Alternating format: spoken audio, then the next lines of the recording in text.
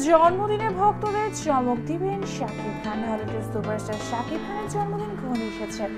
আগামী 28 মার্চে নায়ক তার জীবনের নতুন বছরে পা রাখবেন। প্রতি বছরের দিনটিতে তিনি সহকর্মী, ভক্ত এবং শুভাকাঙ্ক্ষীদের ভালোবাসায় সিক্ত হন। ক্যারিয়ারে একাদশী বৃহস্পতি তুঙ্গে থাকায় অবস্থায় এবারের জন্মদিনে শাকিব খান ঠিক করেছেন তার কোটি ভক্তদের চমক দিবেন। তেমনটা বোঝা গেল শাকিবের সঙ্গে আলাপে।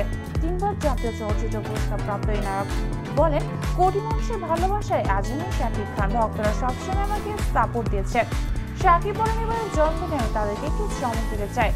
আমার দর্শক, বাংলা সিনেমার দর্শকের জন্য খবরটি অবশ্যই সুখবর। এর বেশি এখন কিছু জানতে চায় না, তাহলে চমকটা নষ্ট হয়ে যাবে।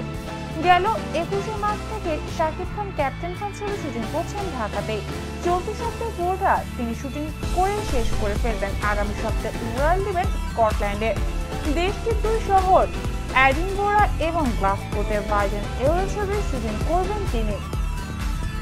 দর্শক, শাকিব খান তার জন্মদিনে একটি চমক নিয়ে আসছে। কি সেই চমক? তবে কি সেটা শাকিব অপু জয় বা অন্য কিছু?